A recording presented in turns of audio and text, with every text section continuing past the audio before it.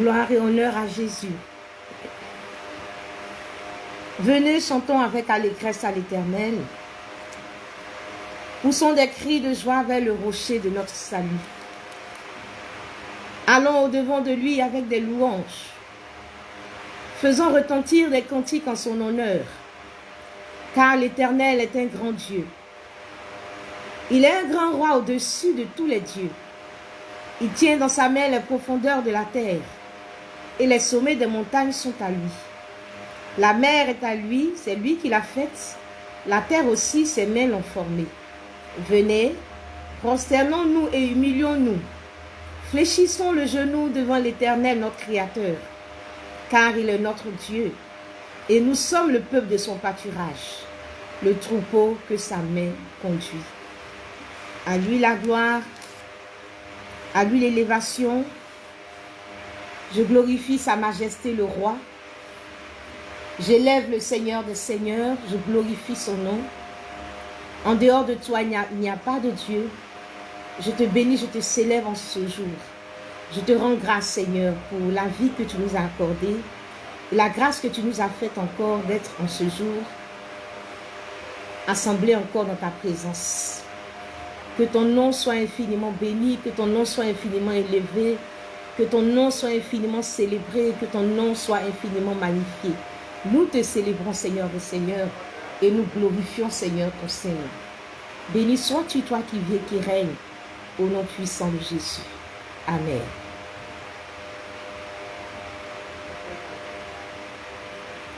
Shalom, shalom, bien-aimés du Seigneur. Que la grâce du Seigneur soit avec vous. Bonjour, bonjour à tous. Je vous salue au nom du Christ Jésus. Soyez infiniment bénis. Je salue la servante de Dieu, Genèse Lima. Que Dieu te bénisse, Genèse Lima. Je salue la sœur Valérie Yoboué. Que Dieu te bénisse. Que le Seigneur vous bénisse. Je salue la chantre Onésime. Que le Seigneur te bénisse. Je salue tous les bien-aimés. Que la grâce du Seigneur soit avec vous ce matin. Soyez infiniment bénis, bénis, bénis, bénis, bénis. Que Dieu vous bénisse. Nous sommes dans la joie d'être dans la présence de notre Dieu. Nous sommes dans la joie d'être dans la présence de notre Seigneur. Et nous bénissons son Saint-Nom. À lui la gloire, à lui l'honneur, à lui la dignité, à lui le règne, à lui l'élévation. À lui soit la gloire. Nous bénissons sa majesté le roi. Bien-aimés du Seigneur, je suis encore dans la joie. Je suis au-delà Pélagie Adou. Je sers le Seigneur Jésus. J'aime le Seigneur Jésus. Et je veux le servir de toute mon âme, de toute ma force, de toute ma pensée. Et je suis devant vous ce matin pour partager encore une leçon que le Seigneur a pris le temps de m'enseigner. Je vous l'ai dit, je vous le redis encore, chaque fois que le Seigneur m'enseignera quelque chose, une leçon de vie, je ne vais pas la garder pour moi seule, mais je vais venir partager cela avec vous. Que Dieu vous bénisse et que la grâce du Seigneur soit avec vous. Bien-aimés du Seigneur, nous allons partir dans les Saintes Écritures. Dis à celui qui est à côté de toi, nous allons partir dans les Saintes Écritures. Et écris encore en commentaire, nous irons dans les Saintes Écritures.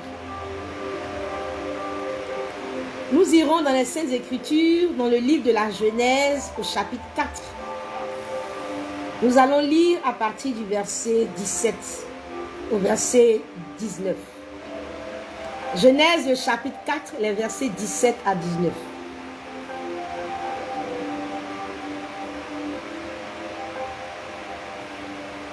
Genèse, le chapitre 4, les versets 17 à 19. Je lis la parole du Seigneur. Caïn connut sa femme, elle conçut et enfanta Enoch. Il bâtit ensuite une ville, et il donna à cette ville le nom de son fils Enoch. Enoch engendra Irad, Irad engendra Mehujaël, Mehujaël engendra Méthusaël, Et Méthusaël engendra Lémec. Lémec prit 2 femmes. Le nom de l'une était Ada et le nom de l'autre Silla. Que le Seigneur bénisse sa parole. Bien-aimé du Seigneur, j'ai une question à te poser ce matin. J'ai la grâce de te poser une question qui est la suivante. Qui t'a appris qu'une seule femme ne te suffit pas? Qui t'a appris qu'une seule femme ne te suffit pas? Qui t'a appris qu'une seule femme ne te suffit pas? Parlant à un homme, ou si je veux parler à une femme, qui t'a appris qu'un seul homme ne te suffit pas? Si je m'adresse à une femme, qui t'a appris qu'un seul homme ne te suffit pas? Je veux que tu écrives cela. Qui t'a appris qu'une seule femme ne te suffit pas? Ou qui t'a appris qu'un seul homme ne te suffit pas? Mais essentiellement, je veux aujourd'hui poser la question aux hommes, au mâles. Qui t'a appris qu'une seule femme ne te suffit pas? C'est la question de ce jour. La Bible nous dit que Dieu a créé Adam et Ève. Dieu a créé Adam et Ève, il les a unis. Ils ont connu une épisode très parfaite. Et puis ensuite, ils ont connu la période difficile d'après le péché, après le péché. Ils ont connu donc la chute avec les conséquences difficiles où ils ont été chassés du jardin. Ils ont continué leur vie donc hors du jardin. Et hors du jardin, ils ont eu 2 enfants, Caïn et Abel. Caïn a tué Abel. Abel est donc mort. Et Caïn est parti à Nod. Il a été banni de la présence de Dieu. Il est errant. Et à Nod, il a bâti une ville. Il a commencé à vivre en dehors de sa famille. Il s'est établi à Nod. Et il a bâti là une ville. Et Caïn est resté hors de sa famille. Et je peux dire que Adam et Ève donc sont restés sans enfants. Puisque Abel est mort, Caïn est parti. Ils sont restés sans enfants. Et Dieu les a bénis en leur donnant un fils du nom de Seth. Après Seth, Adam a engendré encore des fils et des filles. Et la Bible nous dit que Seth a eu un fils du nom d'Enoch. C'est alors que la Bible dit que l'on commença à invoquer le nom de l'Éternel. Donc c'est une descendance qui est restée attachée à l'Éternel, à son adoration, à ses valeurs, et qui va marcher conformément à la volonté de Dieu. Bien-aimé du Seigneur, Caïn est à Nod. La terre de Nod, c'est le territoire que Caïn habite quand il est éloigné de Dieu. C'est le territoire que Caïn habite quand il est éloigné de Dieu. Le Seigneur Jésus, quand il parlait du diable, il a dit en Jean 8 que le diable a été meurtrier dès le commencement. Or, le premier meurtrier que nous révèlent les Écritures, c'est Caïn. On peut dire donc dans ce contexte que Caïn est le symbole du diable. Caïn est donc le symbole du diable dans ce contexte. Et par la vie de Caïn, Dieu nous révèle Satan et son histoire. Par l'image de Caïn, Dieu nous parle de sa créature qui est Lucifer, comme un enfant qui a son père qui s'est rébellé contre lui, qui a laissé le mal l'habiter, qui a laissé le mal le gagner et qui a été chassé loin de la maison paternelle. Caïn est le symbole du diable. En effet, la chute de Satan est décrite symboliquement à travers l'image des rois de Babylone et de Tyr, en Ésaïe 14 et en Ézéchiel 28. Et par ces passages, Dieu nous révèle la puissance spirituelle qui est cachée derrière leurs images. La chute de Satan est intervenue après une guerre En Apocalypse au chapitre 12. Nous allons prendre encore Apocalypse, le chapitre 12. Nous allons lire les Saintes Écritures. Apocalypse, le chapitre 12.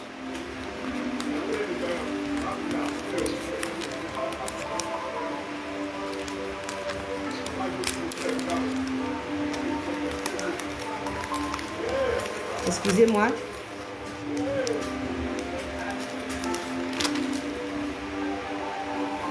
Apocalypse, le chapitre 12. À partir du verset 7. La Bible nous dit, il eut guerre dans le ciel. Michel et ses anges combattirent contre le dragon. Et le dragon et ses anges combattirent. Mais ils ne furent pas les plus forts. Et leur place ne fut plus trouvée dans le ciel. Et il fut précipité le grand dragon, le serpent ancien, appelé le diable et Satan, celui qui séduit toute la terre. Il fut précipité sur la terre et ses anges furent précipités avec lui. Il y eut une guerre dans le ciel. Michel et ses anges ont combattu contre le dragon. Et le dragon et ses anges ont combattu, mais ils ne furent pas les plus forts. Et leur place ne fut plus trouvée dans le ciel. Ils furent précipités. Donc la chute de Satan est intervenue après une guerre. Il a fait la guerre dans le ciel, il a été vaincu et il a été précipité sur la terre. La Bible nous dit que Satan a été précipité sur la terre. Et j'ai une question à te poser ce matin. Est-ce que depuis que tu marches dans les rues de ton quartier ou dans ta maison, as-tu rencontré Satan un jour? Depuis que tu fais les courses au supermarché, depuis que tu te rends au marché ou à l'hôpital ou à ton bureau, as-tu rencontré Satan un jour? Moi, je n'ai jamais rencontré Satan. Bien-aimé du Seigneur, est-ce que toi, tu as déjà rencontré Satan? La Bible nous dit qu'il a été précipité. Mais nous ne devons pas oublier que Satan est esprit. Et le territoire qu'il occupe est spirituel. Et c'est ce territoire-là que l'on appelle le monde des ténèbres, qu'on appelle la terre de Nod. Nous avons déjà parlé de ça. C'est un territoire spirituel. Donc, c'est la terre de Nod qu'il habite. Selon que nous dit la Genèse, c'est ce que l'on appelle le monde des ténèbres. La terre de Nod, habitée par Satan et ses démons. Bien-aimé du Seigneur, par le fait que Caïn, bien-aimé du Seigneur, Apocalypse toujours, le chapitre 12, le verset 7 à 9 que nous venons de lire. Nous voyons que Satan a fait la guerre, il a été précipité et le territoire qu'il occupe est un territoire spirituel. Le verset 12 du même chapitre d'Apocalypse 12, la Bible nous dit ceci. C'est pourquoi réjouissez-vous cieux, et vous qui habitez dans les cieux.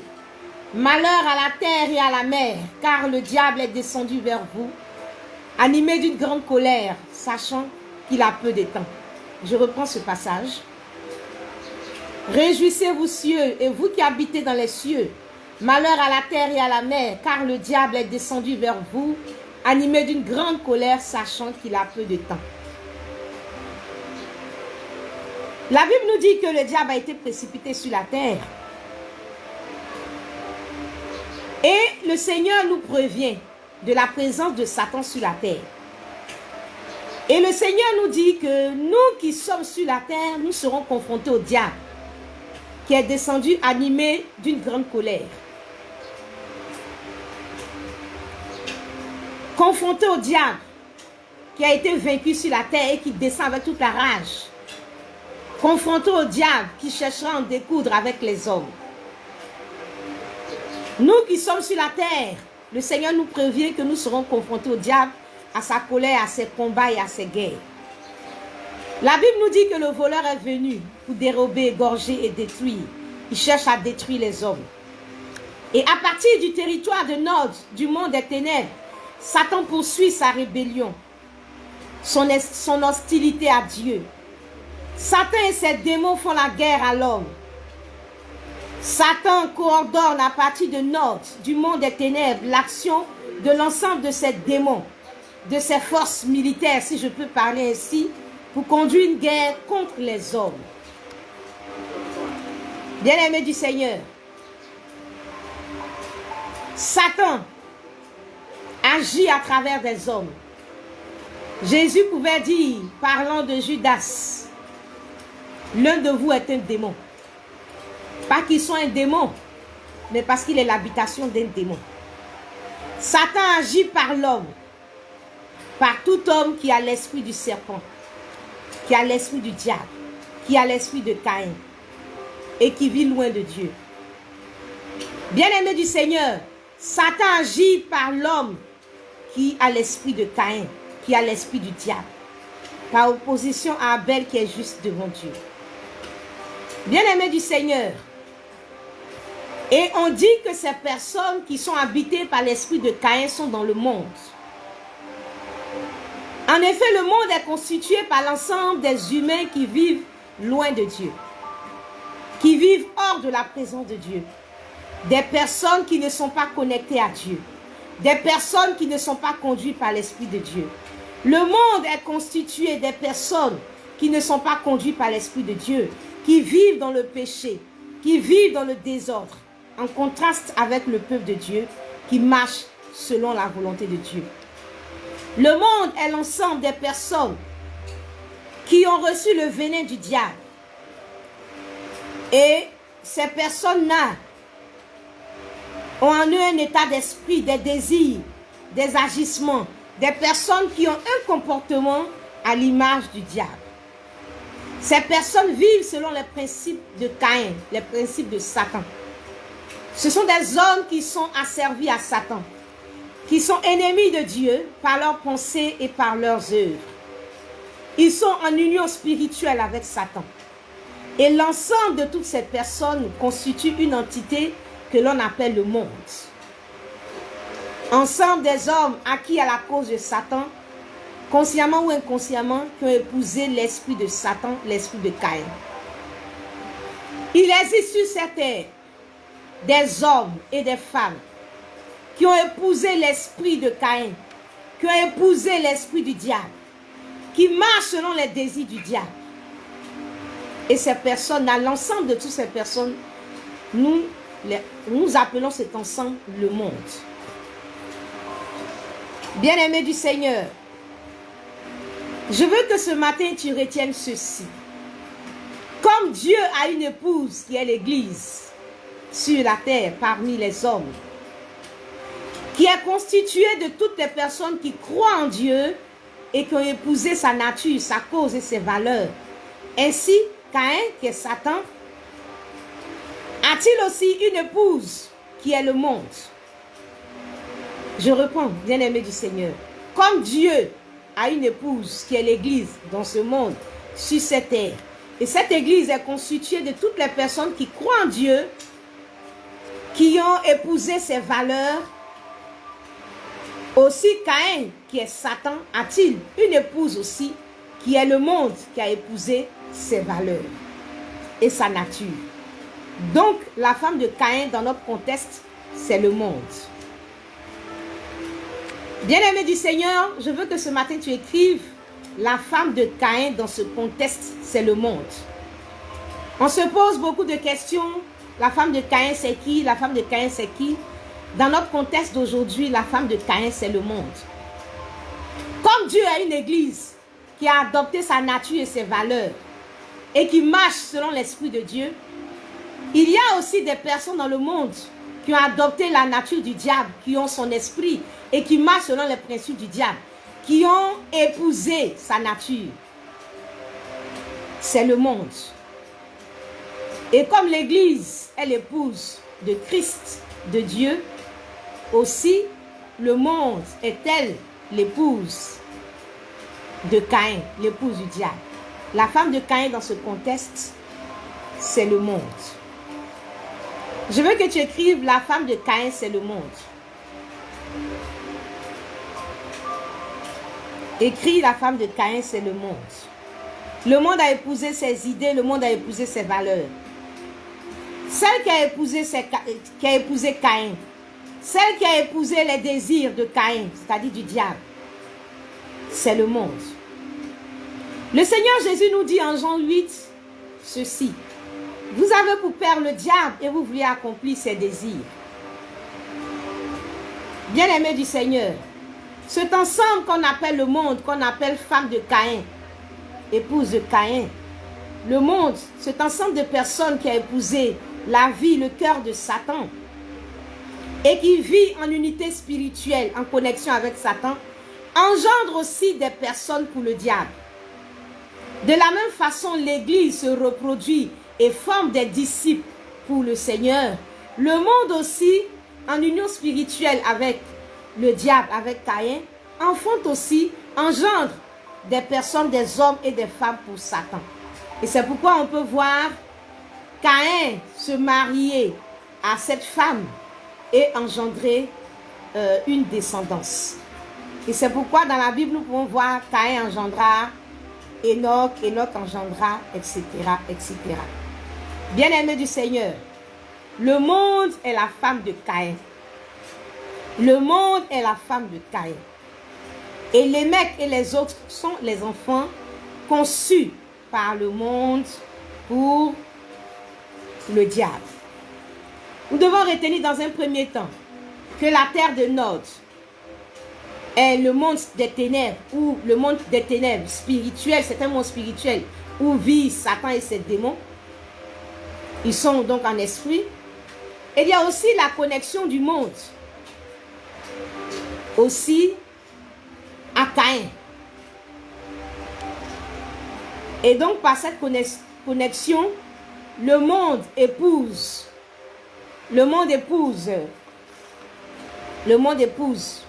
Caïn, épouse le diable et fait la volonté du diable. Je veux aussi dire, et je veux qu'on retienne aussi, le Seigneur Jésus a dit, vous avez pour père le diable. Et je veux dire à quelqu'un ici que Dieu est le créateur de tous les hommes, mais il n'est pas le père de tous les hommes. Jésus a dit, vous avez pour père le diable. Et donc je veux qu'on comprenne que Dieu est le créateur de tous les hommes, mais il n'est pas le père de tous les hommes. La Bible nous dit une vérité en Jean, dans l'évangile de Jean au chapitre 1. L'évangile de Jean au chapitre 1. La Bible nous dit ceci. Au commencement était la parole, et la parole était avec Dieu, et la parole était Dieu. Elle était au commencement avec Dieu. Toutes choses ont été faites par elle, et rien de ce qui a été fait n'a été fait sans elle. En elle était la vie, et la vie était la lumière du monde. Etc., etc. La Bible nous dit, à partir du verset, je crois, 11, cette lumière, à partir du verset 9, cette lumière était la véritable lumière qui, venant dans le monde, éclaire tout homme. Elle était dans le monde et le monde a été fait par elle et le monde ne l'a point connue. Elle est venue chez les siens et les siens ne l'ont point reçue.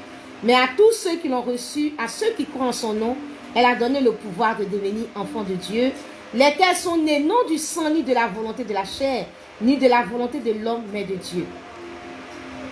À tous ceux qui ont reçu cette lumière, cette parole, elle a donné le pouvoir de devenir enfants de Dieu, lesquels sont nés non du sang ni de la volonté de la chair, ni de la volonté de l'homme, mais de Dieu. Bien-aimés du Seigneur, Dieu est le créateur de tous les hommes. Dieu a créé tous les hommes. Mais la Bible nous dit que la lumière est venue dans le monde. Et la lumière, c'est Jésus, qui est la lumière du monde. Jésus est venu dans le monde. Et ceux qui ont accepté Jésus, par le fait de se connecter au Seigneur, ces personnes sont devenues enfants de Dieu. Sont devenues enfants de Dieu.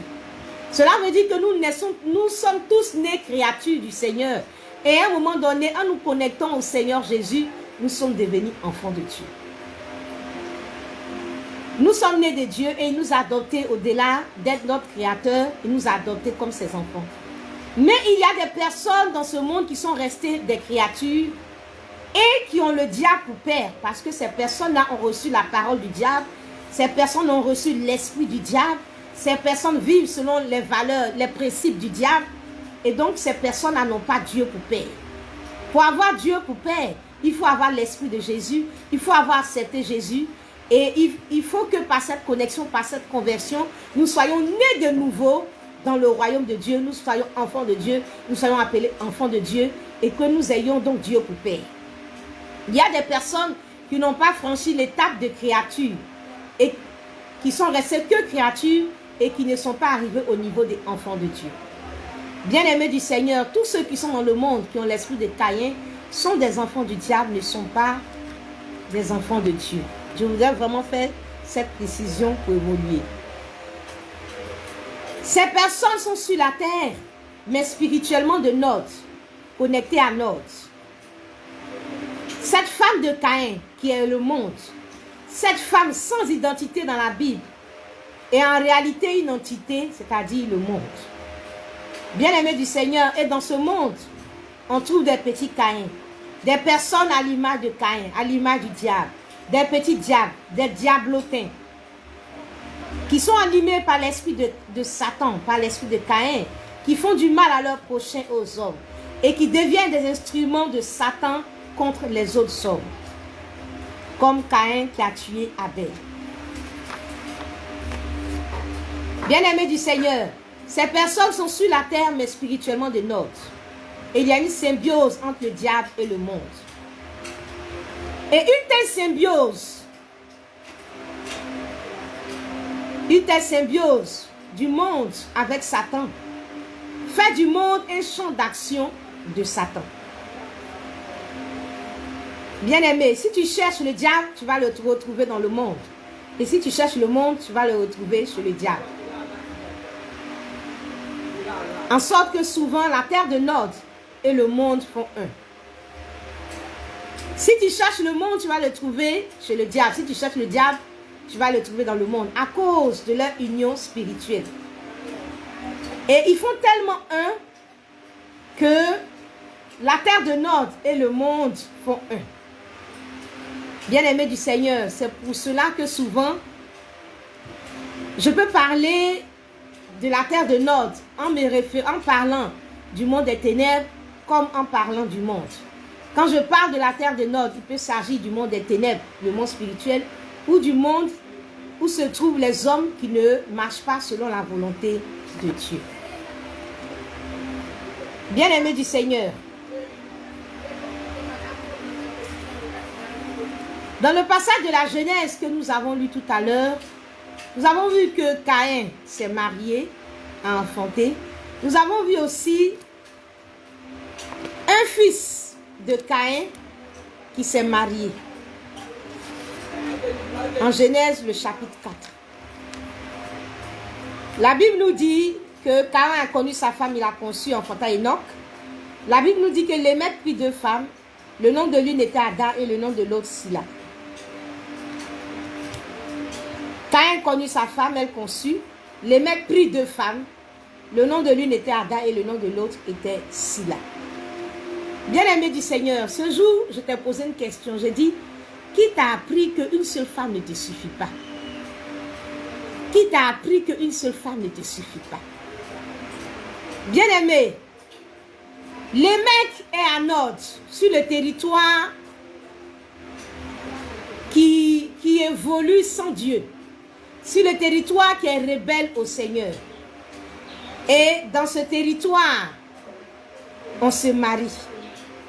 Caïn s'est marié. Lémec aussi s'est marié. La Bible nous dit qu'il a pris 2 femmes. Il a pris 2 femmes. Ada et Silla. Pendant que de l'autre côté, avec Seth et les autres, on se marie. Caïn aussi, avec sa descendance, se marie. Bien-aimé, dans l'église, il y a le mariage. Dans le monde, il y a le mariage. Il y a mariage partout. Je veux que tu dises à quelqu'un, il y a mariage partout. Il y a mariage partout. À Nod, sur la terre rebelle à Dieu, on se marie, mais sans Dieu. À Nod, on se marie sans Dieu. Avec la descendance d'Adam, on se marie avec Dieu. La descendance d'Adam, par Seth, on se marie avec Dieu. Mais au niveau de Caïn, sur la terre de Nod, on se marie, mais sans Dieu. Dans le monde, on parle de mariage. À l'église, on parle de mariage. Bien-aimé du Seigneur. Partout dans le monde, on parle de mariage. Partout sur cette terre, on parle de mariage. Mais la Bible nous dit ceci en Ésaïe, le chapitre 8. N'appelez pas conjuration ce que ce peuple appelle conjuration. Et je peux dire aujourd'hui, n'appelez pas mariage tout ce que l'on appelle mariage. N'appelez pas mariage ce que ce monde appelle mariage. Bien-aimé du Seigneur, dans la Bible, tu peux entendre un nom. Tu peux entendre le nom, le roi Joram. Je donne un exemple. Dans le monde, on entend, dans la Bible, on entend un nom, le roi Joram.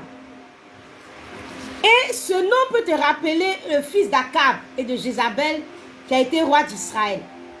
Ce nom, quand tu l'entends, tu peux penser au fils d'Akab et de Jézabel.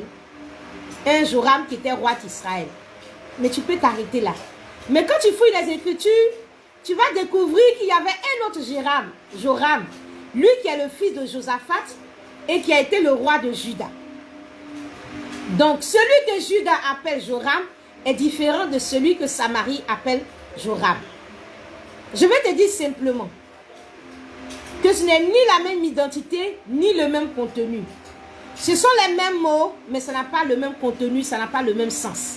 Ce que le monde appelle mariage, ce n'est pas ce que l'Église appelle mariage. Ce que l'Église appelle mariage, ce n'est pas ce que le monde appelle mariage. On utilise les mêmes mots, mais ce n'est pas le même contenu. Bien-aimé, Seth se marie. Toute la descendance d'Adam par Seth se marie. Mais la descendance de Caïn aussi se marie. Les Enoch aussi se marient. Mais ce n'est pas le même contenu. Ce n'est pas le même contenu. Nous tous, nous utilisons le nom mariage, mais ce n'est pas le même contenu. Bien aimé, on constate que dans le monde, par exemple, des personnes se rencontrent quelque part. Et puis ça fait quelque temps qu'elles sortent ensemble. Elles ont une relation. Et puis comme la relation tient dans un laps de temps, ils commencent à m'appeler mari et femme. C'est ma femme, je m'en vais chez mon mari, je m'en vais chez ma femme. Tu entends cela dans le monde, n'est-ce pas? On s'est rencontrés, on s'est vu quelque part, on a commencé à s'aimer. On a fait peut-être 1 an ensemble. On s'aime bien. On commence à appeler monsieur, madame. Et quand on fait les présentations, ah, voici ma femme, hein. Tu présentes aussi, voici mon mari. Bien-aimé du Seigneur, ce que le monde, ce que la terre de Nod appelle mariage n'est pas ce que forcément l'Église appelle mariage. Ce que l'Église appelle mariage n'est pas ce que le monde appelle mariage. Dans le monde, si on s'aime, on s'est rencontrés, voilà, je suis, c'est monsieur, c'est madame, c'est mon mari, c'est ma femme. Ou bien, vous vous êtes rencontrés, vous êtes ensemble, et puis voici un enfant né de votre union. Et parce que vous avez un enfant ensemble, tu dis c'est ton mari, tu dis c'est ta femme. Quand tu fais les présentations, je vais chez ma femme, je vais chez mon mari. Juste parce que vous avez un enfant ensemble. Ou bien, un monsieur a plusieurs partenaires sexuels, mais il y a une qui préfère le plus. Parmi elles toutes, il y a une qui l'aime bien particulièrement, c'est la titulaire. Alors, quand il veut parler de sa femme, il la désigne comme étant sa femme. Pendant qu'il est en train de parler avec ses amis, ah, ma femme, son ami lui dit, mais laquelle? Il dit, non, c'est telle personne. Oui, c'est elle qui est ma femme. Les autres, là, c'est juste mes partenaires sexuels. Bien-aimés du Seigneur, nous avons vu tout à l'heure que la terre de Nod est le territoire qui est rebelle à Dieu, qui marche hors de la volonté de Dieu. Et c'est à Nod, c'est sur la terre de Nod que nous voyons que Lémec prend 2 femmes. Je t'ai dit tout à l'heure que ce que le monde, ce que la terre de Nod appelle mariage, ce n'est pas ce que l'église appelle mariage. C'est à Nod que Lémec a pris 2 femmes. Écris cela. C'est à Nod que Lémec a pris 2 femmes. C'est à Nod que Lémec a pris 2 femmes. Et je veux te dire une vérité en ce matin. C'est à Nod qu'a été conçu et élaboré dans les laboratoires de Nod les virus contre le mariage. C'est à Nod, dans les usines de Nod, qu'ont été fabriquées les armes de guerre contre le mariage, contre le royaume de Dieu et précisément aujourd'hui contre le mariage en particulier. C'est depuis le monde des ténèbres que la guerre contre le mariage a été conçue et a été préparée. C'est depuis le monde des ténèbres que la guerre contre le mariage a été préparée par le diable et ses démons. Bien-aimés du Seigneur, c'est à partir de Nod que le diable cherche à influencer ou à éteindre le mariage qui est agréable à Dieu. Le mariage qui est une institution divine. Bien-aimés du Seigneur, Dieu a fait le premier couple. Il les a unis, hommes et femmes. C'est Dieu le concepteur et le créateur du mariage. Mais c'est à partir de Nod qu'on voit, qu'on dit, qu'on entend, qu'on a mis sur pied la guerre contre le mariage. C'est à partir de Nod qu'on voit, qu'on dit qu'une seule femme ne suffit pas à un homme. Bien-aimé, c'est avec Lémec qu'on a vu cela, qu'un homme ne suffit pas à une femme. C'est à partir de Nod qu'on voit, qu'on dit, qu'on a mis dans l'esprit de l'homme qu'une seule femme ne suffit pas à un homme. Bien-aimé, c'est Lémec qui nous le dit. Qui t'a appris qu'une seule femme ne te suffit pas? Bien-aimé, c'est dans le monde qu'on entend. C'est comme ça ils sont. Les hommes là, c'est comme ça ils sont. Je parle d'hommes mâles. Je ne parle pas d'hommes grand H. Les hommes là, c'est comme ça ils sont. Et même les femmes même le disent. Ils sont créés comme ça. C'est comme ça que Dieu les a créés. Bien-aimés du Seigneur. C'est comme ça ils sont créés. C'est comme ça que Dieu les a créés. Je peux savoir qui les a créés comme ça. Je peux savoir qui les a créés comme ça. De qui on parle? Vous parlez de qui? J'espère qu'il ne s'agit pas du Dieu créateur des cieux et de la terre. Vous dites que le Dieu créateur a créé l'homme qui ne peut se satisfaire d'une seule femme. Ce n'est pas vrai, c'est faux. C'est comme ça que Dieu les a créés, c'est faux. Dieu ne les a pas créés comme des personnes qui ne peuvent se satisfaire d'une seule femme. Vous voulez dire que Dieu le Créateur a créé l'homme volage, infidèle, insatisfait d'une seule femme. Vous voulez dire que Dieu a créé l'homme instable, infidèle. Que voulez-vous dire? Que Dieu n'a pas bien créé l'homme. Que Dieu a créé l'homme avec beaucoup de défauts. Dieu a créé l'homme et puis il lui manque des choses en lui. Ce n'est pas vrai. De quel Dieu vous parlez? Le Dieu qui a fait les cieux et la terre, qui a envoyé Jésus, son Fils unique, afin que quiconque croit en lui ne périsse point, mais qui ait la vie éternelle.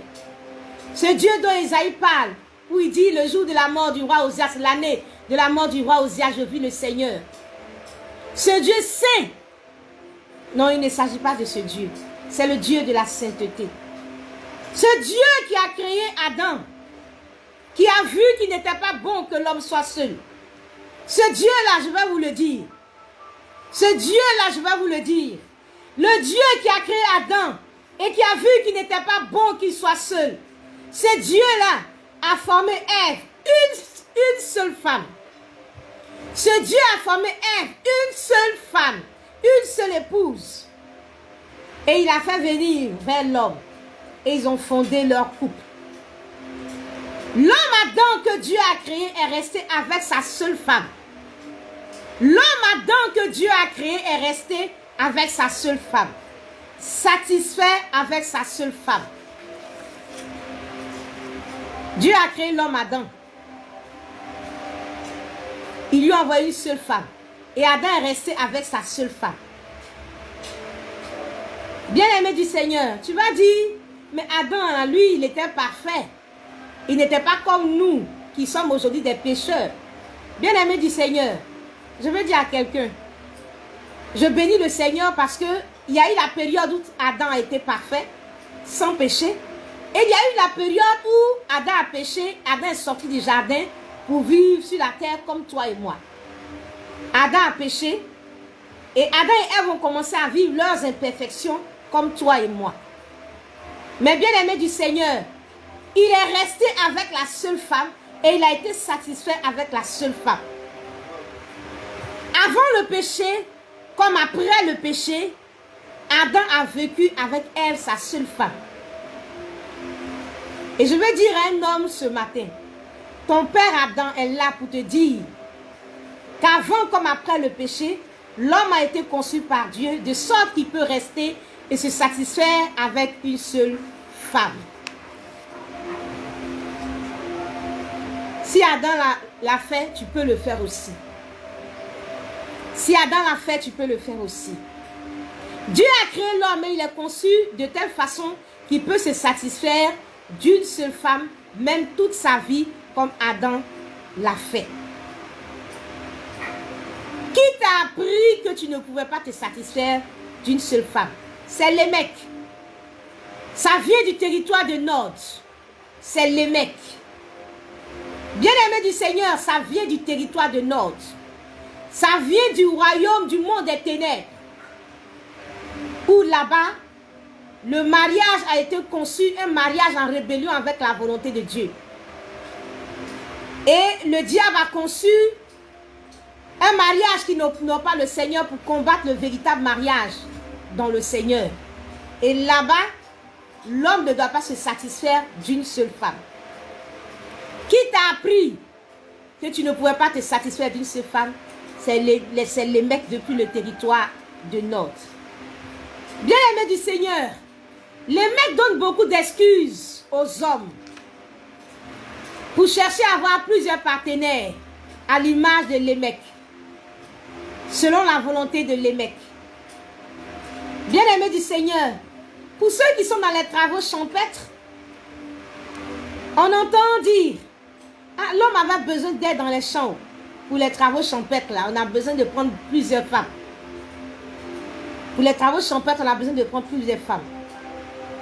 Je veux dire à un homme qui est dans les champs que tu as des hectares de terre à mettre en valeur.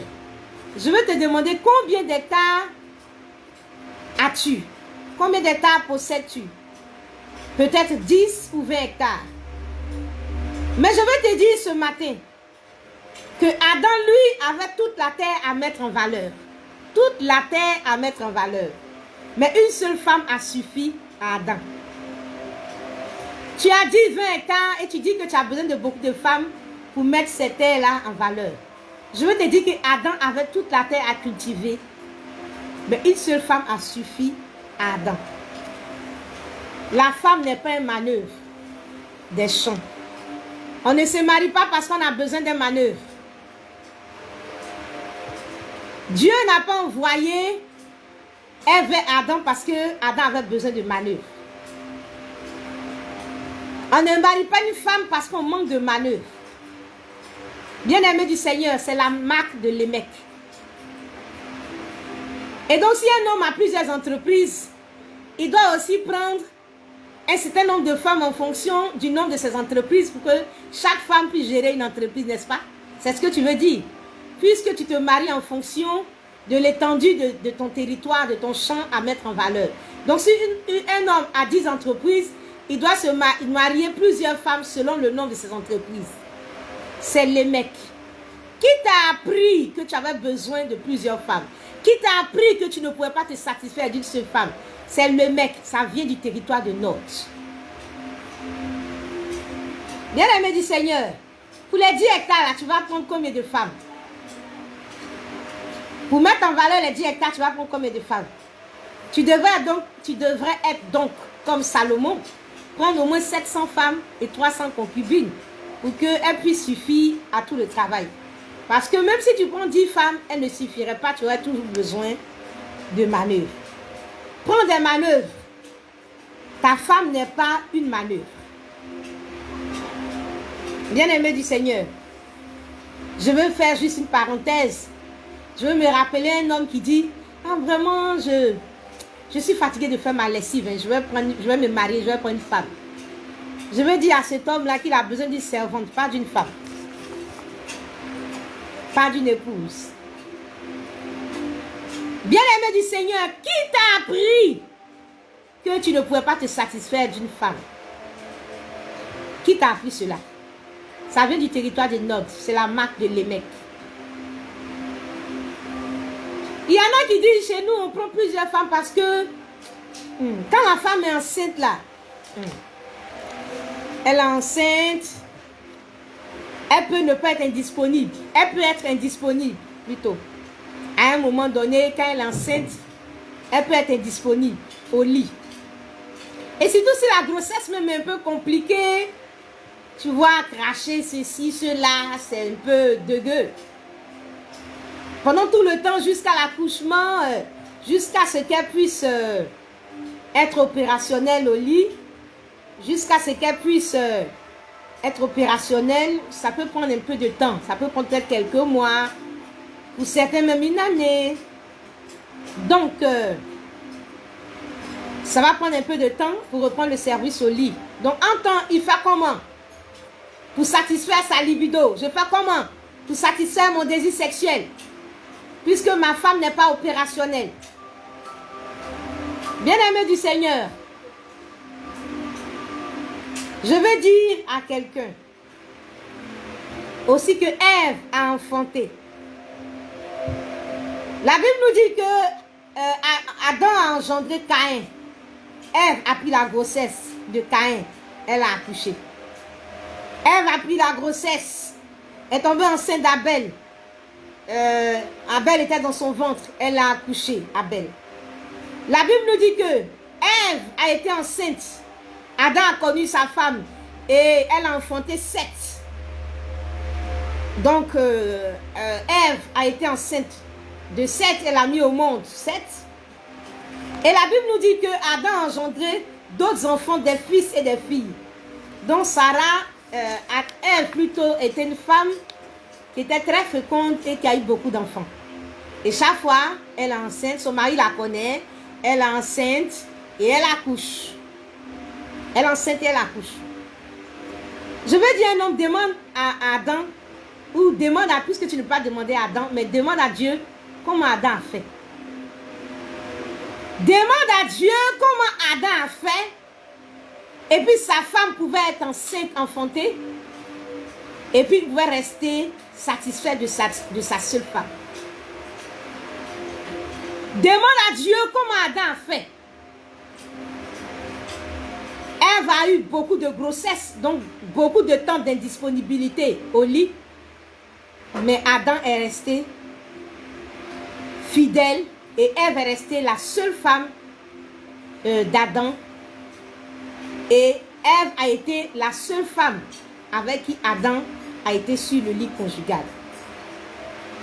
Bien-aimé du Seigneur, je veux dire à quelqu'un, à un homme en ce jour, mais le sexe là, le sexe n'est pas comme le cœur qui a besoin de battre à chaque instant au risque de mourir. Même le cœur même bat à un rythme. Même le cœur bat à un rythme. La Bible nous dit qu'il y a un temps pour toutes choses. Même pour le sexe, il y a un temps. Pour la sexualité, il y a un temps. Et le sexe a besoin aussi de repos. Bien-aimé, frère, le sexe aussi a besoin de repos. C'est un ordre que les mecs manifestent une certaine insatisfaction et s'accrochent à beaucoup de femmes. C'est à partir de Nod qu'a été créée cette insatisfaction sexuelle. C'est à partir de Nod là-bas que l'homme doit être continuellement en train de chercher à satisfaire sa libido. C'est à Nod là-bas qu'on parle de luxure. C'est à Nod là-bas qu'il faut avoir plusieurs partenaires. C'est à Nod là-bas que partout le sexe doit être en activité permanente. Sinon la Bible nous dit qu'il y a un temps pour toutes choses. Et bien aimé, même le sexe a besoin de prendre des temps de pause. Donc, à ton service là, on ne peut pas t'envoyer en mission. On ne peut pas t'envoyer en mission 1 mois, 2 mois, 3 mois, 6 mois. Tu vas donc te retrouver chez les prostituées. Ou tu vas aller fonder une nouvelle relation. On dirait les gens qu'on connaît, je ne vais pas dire le nom, mais les gens qu'on connaît là, qui dans chaque ville où on les affecte, ont des enfants. Là où on les affecte, là où ils ont travaillé, ils ont des enfants pour chaque ville, pour chaque ethnie de cette ville. Et dans leur famille, toutes les villes où ils ont travaillé sont représentées. Bien-aimés du Seigneur, la Bible nous dit qu'il y a un temps pour toutes choses. Ma femme est indisponible parce qu'elle est enceinte, elle doit accoucher. Donc il faut que j'aie d'autres partenaires sexuels.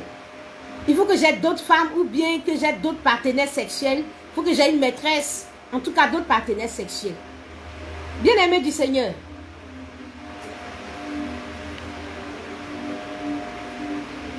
Bien-aimé du Seigneur, je veux dire à quelqu'un, donc on ne peut pas t'envoyer en mission. En mission là-bas, ton sexe doit forcément être en activité si ta femme même n'est pas disponible en ce moment-là. Bien-aimé du Seigneur, je veux me rappeler dans la Bible, un certain homme de valeur qu'on appelle Uri. Un soldat qui était en guerre. Et pendant tout le temps que Israël était en guerre, il était en pause sexuelle. Écrit pause sexuelle. Il était en pause sexuelle. Bien-aimé du Seigneur. Et quand bien même David a fait tout le coup pour que Uri même aille avec sa femme, il n'était pas connecté à cela. Parce qu'il y a un temps pour toutes choses. Uri était en guerre. Bien-aimé du Seigneur, toi qui dis que ta femme doit accoucher, donc tu as besoin d'autres partenaires sexuels là. Je vais te dire, mais ne sais-tu pas que quand ta femme est enceinte et qu'elle doit accoucher, ta femme va faire une traversée, que ta femme est en guerre. Ne sais-tu pas qu'un accouchement, c'est une période difficile où la femme est en guerre contre les forces des ténèbres, parce que le diable veut forcément qu'elle reste sur le lit de l'hôpital. Et qu'en ce moment-là, toi-même tu dois être en guerre spirituelle pour soutenir ta femme jusqu'à ce qu'elle puisse accoucher. Au lieu d'être solidaire de ta femme, au lieu de la soutenir jusqu'à ce qu'elle puisse sortir de son ventre, de ses entrailles, le fruit de votre amour, toi, tu es en train de te promener pour savoir quelle femme, quel partenaire sexuel tu auras. Bien-aimé du Seigneur, où est ta solidarité dans ce temps de guerre, dans cette traversée que cette femme-là est en train de vivre? Bien-aimé du Seigneur, donc si tu ne peux pas te contenir, donc on peut vraiment penser à comment se déroule ton célibat. C'est avec les mecs qu'on voit des célibataires qui ne peuvent se contenir. C'est avec les mecs qu'on voit des célibataires avec 1, 2, 3, plusieurs partenaires. C'est avec les mecs qu'on voit des hommes qui sont mariés avec plusieurs partenaires sexuels. Bien-aimé du Seigneur, je veux dire à quelqu'un, la vie, on traverse la vie avec beaucoup de circonstances. Dans la vie, on traverse beaucoup de situations. Et il y a un temps pour toutes choses. Imaginez quand Job était malade. Et la Bible nous dit que Job se grattait avec un tesson. Pensez-vous que Job avait le temps pour faire l'amour? Il y a un temps pour toutes choses. Pensez-vous que pendant que Job était malade, il souffrait d'un ulcère malin et il prenait un tesson pour se gratter, se gratter, se gratter? Bien-aimé du Seigneur, Job avait-il le temps de faire l'amour avec sa femme? Donc sa femme devait en ce moment être en train de tourner partout pour chercher un partenaire sexuel avec qui elle doit avoir des relations sexuelles, satisfaire sa libido, satisfaire son désir sexuel. Bien-aimé du Seigneur, tu es un homme. Tu peux traverser des temps même difficiles. Ou tu es une femme, tu peux traverser même des temps difficiles. Des temps de guerre. Tu peux être en guerre dans ta chair. Tu peux être en guerre au niveau de ta santé. Tu peux être en guerre dans tes entreprises, en guerre professionnelle. Tu peux être en guerre dans un domaine de ta vie. Où tu as besoin de prier, de chercher la face de Dieu. Et ce sont des temps où qui ne sont pas des temps forcément de sexe. Si maintenant dans ces temps-là, bon, ça peut se conjuguer avec gloire soit rendue au Seigneur. Mais il y a vraiment des temps où il faut mettre des pauses à cela. Il y a un temps pour toutes choses. Il y a un temps pour toutes choses. Et la Bible nous dit que Job, après sa guérison, la Bible nous dit que Job a eu des enfants. Et je veux croire qu'après sa guérison, Job maintenant est revenu à son activité sexuelle. Et Job a commencé à vivre sa sexualité avec sa femme. Et Job a eu des enfants. Et c'est normal. Bien-aimés du Seigneur, nous traversons la vie. Donc le fait qu'une femme soit indisponible pendant un temps à cause de la grossesse ou parce qu'elle doit accoucher n'est pas une raison pour chercher des partenaires. Où est ta solidarité en tant qu'homme? Tu as connu ta femme et elle porte en elle le fruit de votre amour. Et pour que cet enfant-là puisse sortir, ce n'est pas évident. On passe dans la vallée de l'ombre de la mort. La femme passe par la vallée de l'ombre de la mort. C'est un temps difficile. Où est ton soutien? Où est ta solidarité? Où est l'homme qui est à côté d'elle? Où est l'homme qui la soutient dans la prière? Où est l'homme qui lui dit, chérie, je suis à tes côtés? Mais ce n'est pas ça. Hein. Il est en train de chercher. Toi, débrouille-toi pour accoucher. Moi, je cherche des partenaires sexuels. Bien-aimé du Seigneur, ça vient de Nord. Ça vient de l'Émec. Ça vient du monde des ténèbres. Ça vient du diable. Ce n'est pas de Dieu. Ça ne vient pas de Dieu. Bien-aimé du Seigneur, est-ce que je peux parler à quelqu'un? Est-ce que je peux parler à quelqu'un ce matin? Les mecs représentent plusieurs entités. Mais dans notre contexte aujourd'hui, les mecs, c'est un démon du monde des ténèbres. Un démon du monde des ténèbres qui est chargé et qui a pour mission de pervertir le mariage, la sexualité. Un démon qui a pour mission de pervertir dans le monde le mariage. Et qui commence par convaincre l'homme mal de ce qu'il n'est pas en réalité. Il le convainc qu'il n'est pas un être qui peut se sanctifier, qui peut se contenir, qui peut se garder, qui peut se satisfaire d'une seule femme. Il convainc l'homme de ce qu'il est un être qui ne peut pas être fidèle, qui ne peut pas vivre avec une seule femme, qui ne peut pas se satisfaire d'une seule femme et qui ne peut pas être fidèle à une seule femme. Bien-aimé du Seigneur, l'homme est attaqué. L'homme mal est attaqué. L'homme mal est attaqué. L'émec est celui-là qui influence la vie de l'homme. Qui influence la vie de l'homme. Je veux dire à quelqu'un que dans le jardin, Ève a été attaquée, mais à la sortie du jardin, je crois que c'est l'homme qui a attaqué. Par une vie de désordre. Par une vie de désordre. Bien-aimé du Seigneur, l'émec excite l'homme à une vie de désordre sexuel. L'émec est celui-là qui excite le célibataire à avoir des partenaires sexuels et des différents partenaires sexuels. L'émec est le père de la relation d'un homme avec plusieurs partenaires. L'émec est le père, est le démon, le père de la relation d'un homme célibataire avec plusieurs partenaires. L'émec est le père de la relation d'un homme marié avec plusieurs partenaires. Il est le père du mariage à plus d'une femme. Il est le père du mariage à plus d'une femme. Il est le père de la relation d'un homme, même qui n'est pas marié, mais qui a des partenaires et qui a plusieurs partenaires. Bien-aimé du Seigneur, et l'émec a formaté le cerveau de beaucoup d'hommes. Pas tous les hommes, mais de beaucoup d'hommes. L'émec a formaté leur cerveau. L'émec a formaté le cerveau de toutes les valeurs. divine en ce qui concerne le mariage qui est agréable au Seigneur. Bien-aimé du Seigneur, il a formaté le cerveau de beaucoup d'hommes, de toutes les valeurs du mariage. Et il a installé, il a téléchargé, il a installé le logiciel les mecs, les applications les mecs, les données les mecs, les principes les mecs dans le cerveau de ces hommes. Les logiciels les mecs qui marchent avec plusieurs partenaires, des pensées de plusieurs partenaires, les idées de plusieurs partenaires, les sentiments de plusieurs partenaires, les mentalités de plusieurs partenaires sexuels, les cultures de plusieurs partenaires, les traditions et les coutumes de plusieurs partenaires sexuels. Tout cela a été conçu à partir du territoire des Nords à travers ce démon qui est les mecs.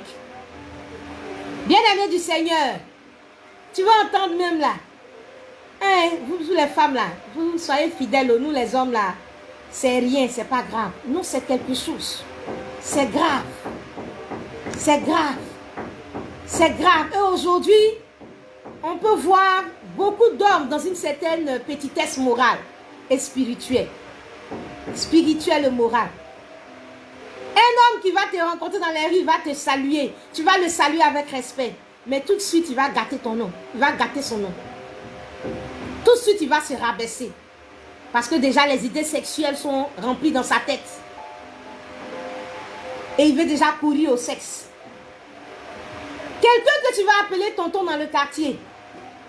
Tonton va taper ton postérieur tout de suite. Au passage.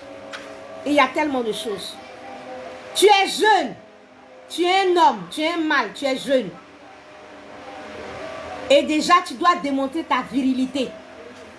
Coucher avec plusieurs filles. Ça, c'est le mec. Déjà, tu es petit garçon. Mais tu dois prouver ta capacité de séduire plusieurs filles. Et sans ce moment, tu te sens fort. Tu te sens homme. Et pourtant, tu es en train de t'affaiblir spirituellement. Les mecs ont infecté les mentalités. Les mecs ont infecté les coutumes. Les mecs ont infecté le monde. Et tu es considéré comme quelqu'un de grand quand tu as plusieurs partenaires. Mais tu es considéré comme un homme faible. Ça, c'est quel gars ça? Il est toujours avec sa femme, toujours avec sa femme. Non, un garçon. Un garçon, c'est un garçon. Un garçon doit chercher beaucoup de femmes. C'est les mecs. Et tu es dans un milieu où tu es acclamé comme ça. Parce que tu vagabondes sexuellement. Bien-aimé du Seigneur, il y a tellement à dire. Il y a tellement à dire. Mais je veux dire à quelqu'un, connaissez-vous la valeur d'un homme dans un foyer? Connaissez-vous la valeur d'un homme dans un mariage? Connaissez-vous la valeur d'un homme dans un foyer? Connaissez-vous la valeur d'un homme dans un mariage? La Bible nous dit en 1 Corinthiens, le chapitre 11, le verset 3. La Bible nous dit, je veux cependant que vous sachiez que Christ est le chef de tout homme, que l'homme est le chef de la femme et que Dieu est le chef de Christ. Waouh! La Bible nous dit que l'homme est le chef de la femme, de sa femme, parlant du foyer bien sûr. L'homme dans un foyer, dans un mariage, c'est le représentant de Dieu. C'est le petit Christ du couple. L'homme, c'est le chef. L'homme, c'est le commandant. L'homme, c'est la personne qui commande. L'homme, c'est celui-là qui exerce l'autorité, c'est le chef. L'homme, c'est celui-là qui détient le pouvoir de décision. L'homme, c'est le leader. L'homme, c'est celui-là qui dirige le foyer. C'est le patron du foyer. C'est ce que la Bible dit. C'est le chef. Et c'est le chef qui est moralement bas, chiffonné, comme aujourd'hui, une chose qui n'a pas de valeur. Bien-aimé, Satan a sali, a broyé l'homme par les mecs. Bien-aimé du Seigneur, un homme dans un foyer, ce n'est pas n'importe qui, c'est le chef. Et je veux dire à quelqu'un, c'est le chef, bien-aimé du Seigneur. Et je veux dire à un homme, pourquoi Satan n'a pas approché Adam? Pourquoi Satan n'a pas approché Adam? Il connaît que c'est le chef. Il connaît que c'est le chef. Il connaît que c'est le chef. Pourquoi Satan n'a pas approché Adam? Et il est parti chez la femme. Il sait que c'est un homme. Il sait que c'est un garçon. Il sait que c'est un chef. Il sait que ce n'est pas seulement un homme mâle, mais il sait que c'est un chef. Il sait que c'est un chef qui est là. Il sait que c'est un brave. Il sait que c'est un héros. Dans ton ethnie là, je veux savoir dans ton ethnie là, comment on dit, c'est un garçon, c'est un garçon. Comment on le dit dans ton ethnie? Comment on dit c'est un garçon, c'est un garçon.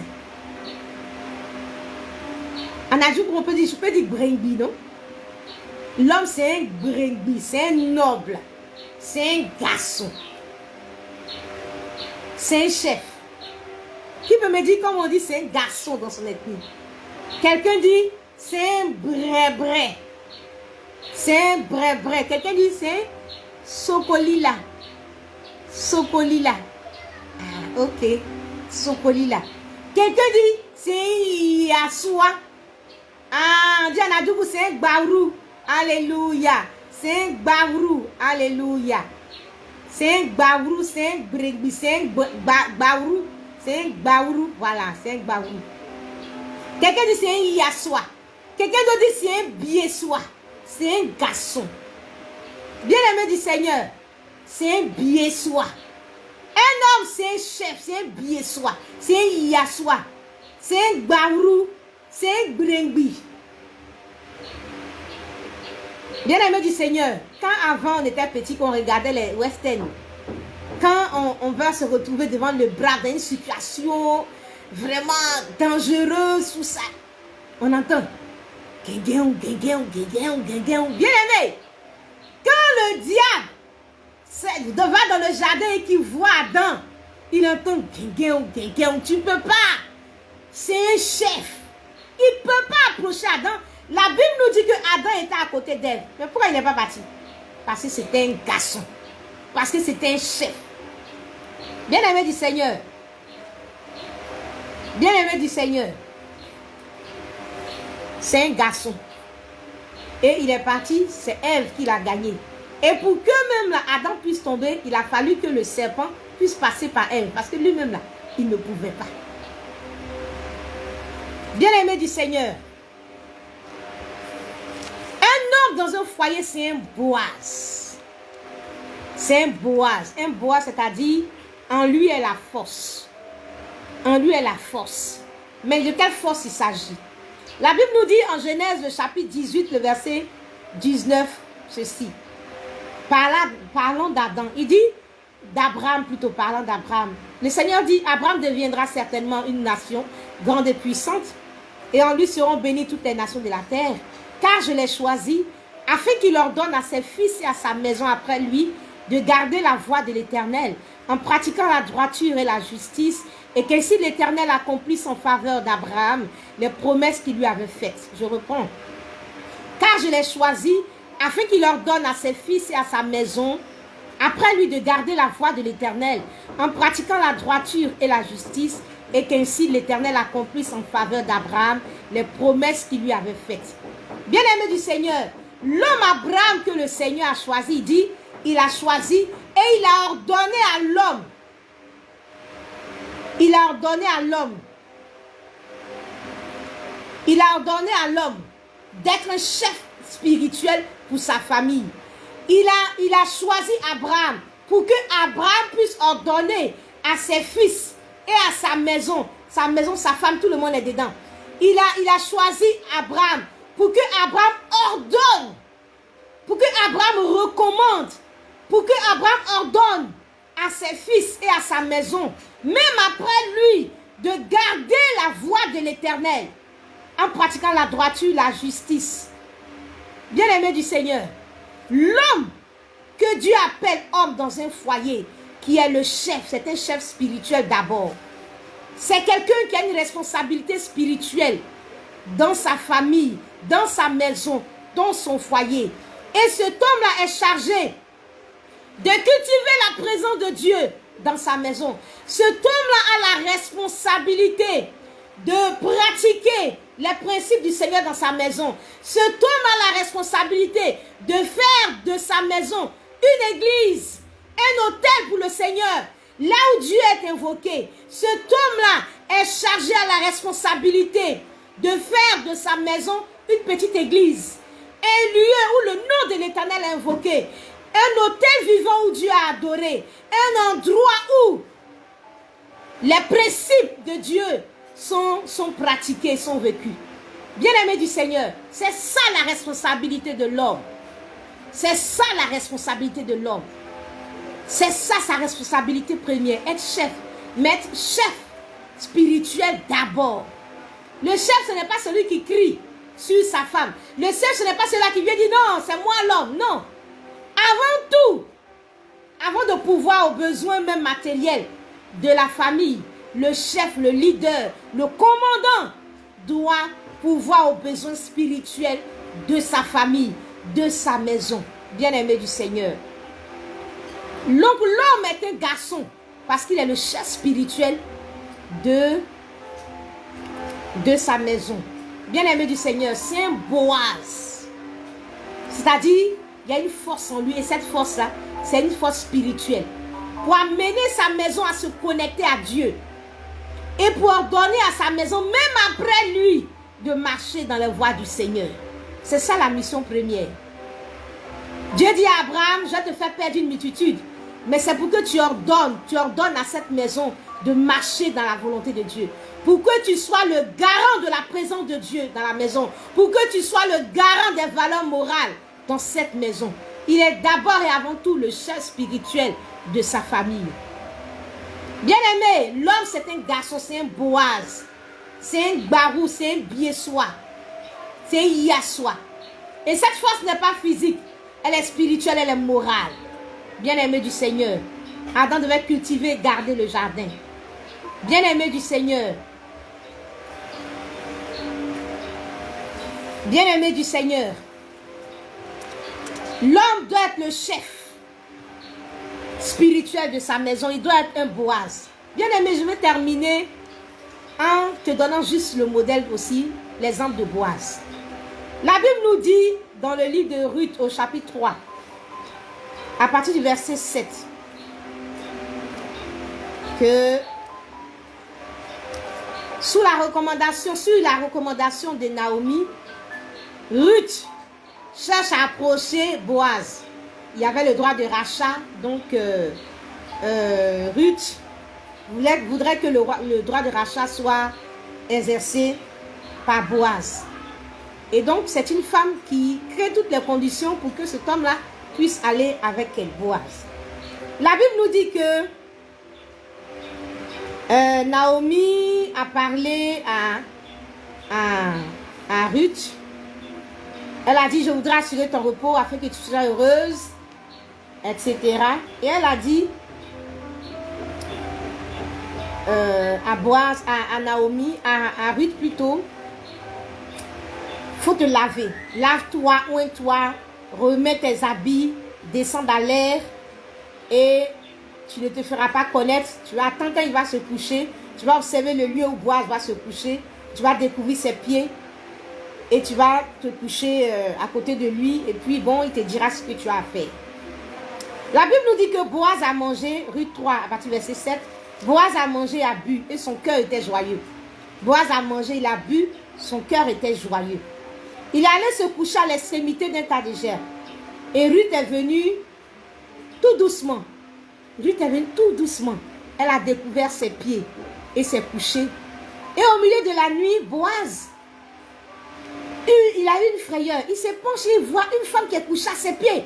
C'est quoi ça? Et il dit, mais qui es-tu? Qui es-tu? Qui es-tu? Et Ruth répond, je suis Ruth, ta servante. Étends ton aile sur ta servante, car tu as droit de rachat. Et il dit, sois bénie de l'Éternel, ma fille. Et il lui dit par la suite, ne crains pas, je ferai pour toi tout ce que tu diras. Et il lui a dit,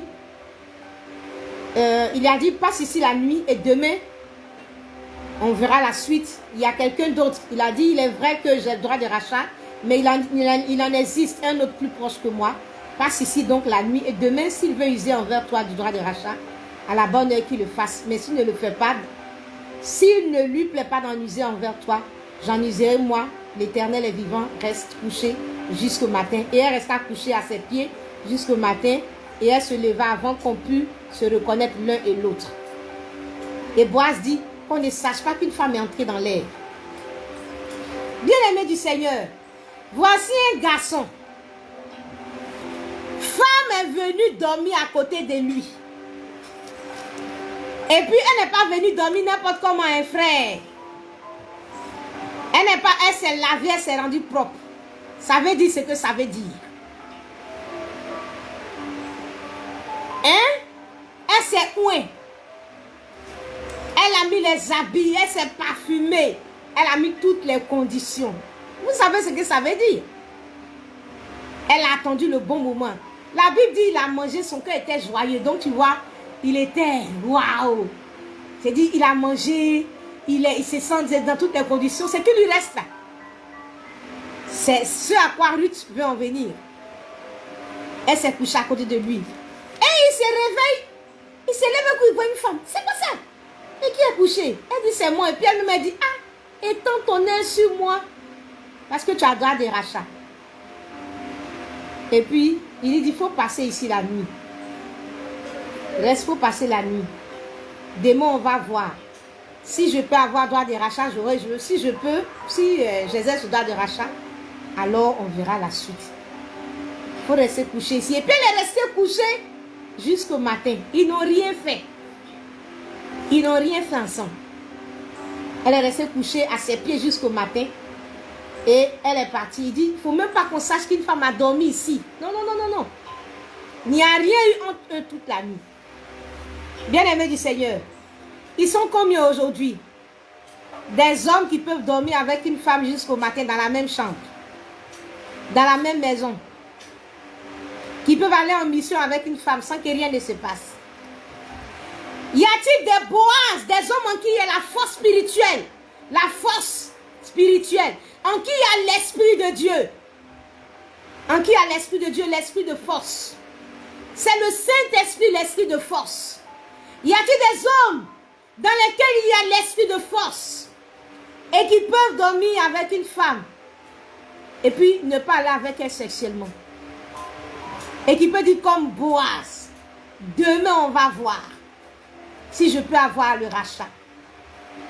Il n'a pas couché d'abord avec elle avant maintenant d'aller voir s'il peut exercer le droit de rachat. Comme aujourd'hui on couche d'abord avant le mariage. Comme aujourd'hui on couche d'abord avant de se marier. Comme aujourd'hui on se sert sexuellement avant d'aller se marier. Comme aujourd'hui encore, on couche, on recouche. Avant d'aller se marier, avant de se faire doter, avant de se marier. Il n'a pas fait ça d'abord. Quand il a vu la femme, il n'est pas tombé en même temps sur elle pour faire coucher avec elle. Et puis après, il réfléchit pour dire, mais qu'est-ce que j'ai fait? Non, il n'a pas descendu sa fermeture éclair. Non, c'est un Boaz. Il a la force spirituelle en lui. Il a l'Esprit de Dieu en lui. Il n'a pas l'esprit de l'émec en lui. Bien-aimé du Seigneur, si on entend, oh, mais celle-là, elle m'a provoqué. Elle m'a provoqué. On entend, elle m'a provoqué, mais elle va me sentir celle-là. Quelqu'un d'autre à la place de Boaz aurait dit ça. Aïe, moi je suis couché, elle vient me provoquer. Joe, il dit à son camarade Joe, elle l'a pris pour elle-même. Aïe, elle me connaît. Prochainement, on va savoir qui on provoque, qui on ne provoque pas. Moi, on ne me provoque pas. Hein. Il y a garçon et puis il y a garçon. Moi, ici, pas les garçons lesquels un jour, tu me provoques, je te framponne. Je te framponne mal. Mais bien aimé, Boaz est l'homme en qui il y a la force de Dieu, la force spirituelle, la force morale. Et Boaz a gardé la sérénité. Au milieu de la nuit, il n'y avait personne. Il a dit à Ruth que personne ne te voit. Ils étaient dans une chambre seuls. Il n'y avait personne. Mais il savait que le regard de Dieu était là. Et il savait que l'Esprit de Dieu était en lui. Il n'y a personne. C'est au milieu de la nuit. La femme est disposé. Mais il dit non, pas avant que j'ai exercé le droit de rachat. Pas avant même que je me marie. Là encore, il n'y a même pas encore mariage. Et il dit non, pas question. Et maintenant, il y en a même là, ils sont déjà mariés. Et puis quand ils ont ce genre d'occasion, il suffit seulement qu'ils aillent un peu quelque part, en mission quelque part. Allez, libre cours au désir, à l'essai sexuel, libre cours à les mecs. On satisfait les mecs. Boaz a gardé la sérénité. Bien aimé. Aujourd'hui, beaucoup tirent ici tout ce qui bouge. Et ils sont prêts à être disposés à ne rien rater de tout ce qui est occasion pour coucher par-ci, par-là. Et il y en a même qui sont eux-mêmes à la recherche, comme un lion qui cherche sa proie. Il faut qu'ils connaissent tous ceux, toutes celles qui sont autour de lui. Il rentre dans la famille, il couche avec plusieurs dans la même famille. Dans le quartier, il couche avec plusieurs. Le désordre sexuel, il rentre dans les bureaux en milieu d'eux. Les secrétaires, nouvelles recrues, tout le monde. On couche partout. C'est le désordre. Et ça vient du territoire de Nord. Ça vient de Lémec. Homme, je veux te dire une chose. Je veux te dire une chose que tu dois garder. Tu dois savoir que tu es le chef spirituel de ta maison, de ton foyer, de ta famille. Tu es le chef spirituel, le gardien de la présence de Dieu, le gardien de la foi, le gardien des valeurs morales dans ta maison. Dieu t'a fait chef spirituel. Quand tu es chef, c'est d'abord être chef spirituel. Bien-aimé du Seigneur, je veux que tu réfléchisses, que tu réalises que Satan a donné un ordre. Et cet ordre-là est en train d'être exécuté par les mecs dans le monde dans lequel nous sommes. Et les mecs sont en train de faire tomber beaucoup d'or. Les mecs sont en train de faire tomber beaucoup de chefs. Bien-aimé du Seigneur, en Exode 1, la Bible nous dit ceci au verset 15. Le roi d'Égypte parla ainsi aux sages-femmes des Hébreux, nommées, etc. Quand vous accoucherez, les femmes hébreux, et que vous les verrez sur les sièges, si c'est un garçon, faites-le mourir, si c'est une fille, laissez-la vivre. Bien-aimé du Seigneur, Satan a donné un ordre. Tuer les mâles, tuer les hommes. Et bien-aimé du Seigneur, quand on n'arrive pas à tuer physiquement, on tue spirituellement. Et je veux dire à un homme que Satan a donné un ordre de tuer spirituellement les hommes. Parce que ce sont les chefs. Et parce qu'ils sont chefs, s'ils sont tués, c'est-à-dire que la famille sera coupée de ça. La tête de la famille sera donc coupée. Et donc la famille et la maison va complètement dégringoler. Je veux dire à un homme, Satan a donné un ordre. Au verset 22, Pharaon a donné un ordre. Vous jetterez dans le fleuve tout garçon qui naîtra. Bien-aimé du Seigneur, vivre dans l'eau, jeter dans l'eau, vous voyez que la Bible nous appelle des pêcheurs d'hommes. Donc vivre dans l'eau, c'est vivre dans le monde. Le Seigneur, Satan a dit, Satan a donné un ordre. Tuer les hommes, physiquement ou spirituellement.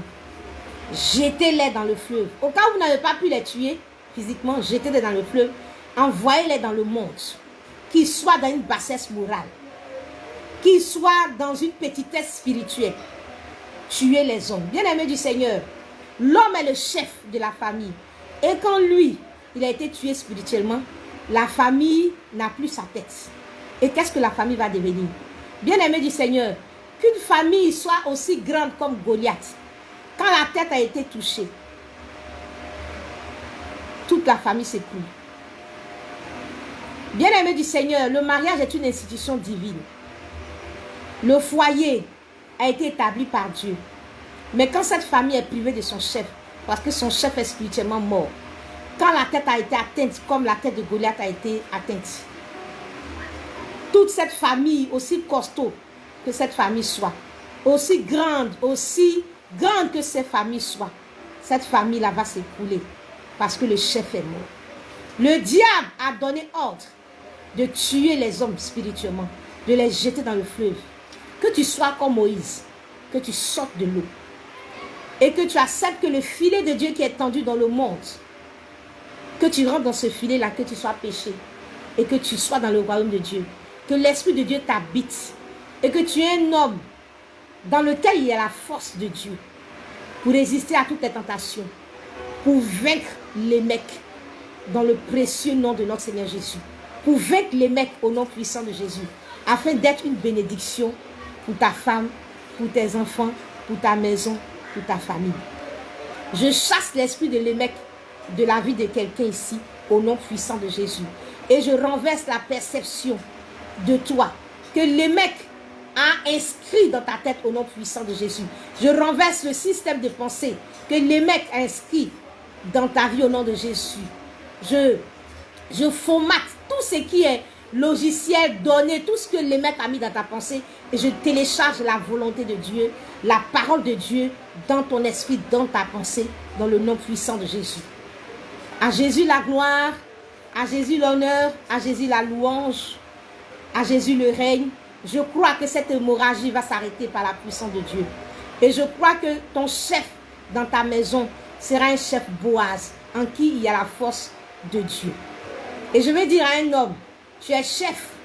Et ce qui fait de toi un chef, ce n'est pas ton sexe, ce n'est pas ta virilité, mais c'est ta responsabilité et ta responsabilité spirituelle en premier. Que Dieu nous bénisse.